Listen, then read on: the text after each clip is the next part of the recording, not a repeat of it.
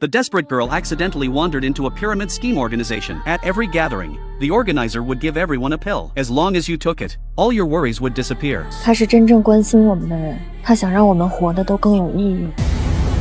Some people believed this was suicide. However, forensic Dr. Tom discovered abnormal bruising on the girl's ankle during the autopsy. Moreover, witnesses saw someone flashing a flashlight under the tree the night before. The girl seemed to have jumped only after seeing that beam of light. All these suspicious points indicated that this falling death case was not simple. Tom came to the crime scene to investigate. He discovered that the position where the girl fell was also unusual. Judging from the blood-covered fingers on the body, it could be inferred that she had grabbed the railing while falling. After struggling for a period of time, she then fell down. In that case, she should have landed at the position closest to the building. However, the girl's body fell at a distance away from the building. It was as if it had been moved by someone. Moreover, the father was at home when the girl fell. Why didn't he save her? The father sorrowfully explained that his daughter was mute and could not cry for help. At this moment, the younger brother, who had just learned of his sister's death, unexpectedly became emotional and accused the father of being the murderer.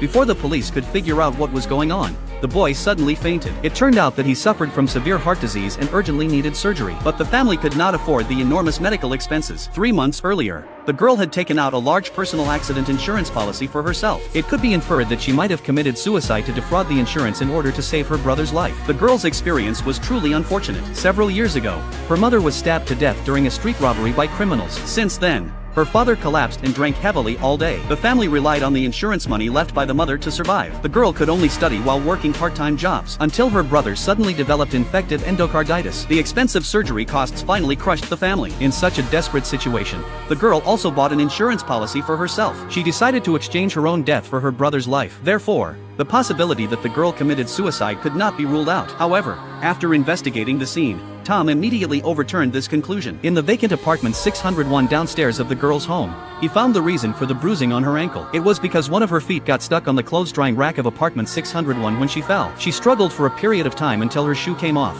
and only then did she fall completely. But the shoelaces on the girl's shoes were tied very tightly and would not naturally come undone. The only possibility was that the murderer untied the shoelaces, causing her fall. Based on these clues, the police followed the trail and found the suspect, John. John was the insurance agent who helped the girl take out the insurance policy. John admitted that he was indeed present at the scene of the girl's fatal fall but denied killing her. He personally witnessed the girl jumping from the building. When he saw her foot get stuck on the 6th floor, he immediately rushed up to save her. However, the girl untied her own shoelaces in front of him and fell to her death.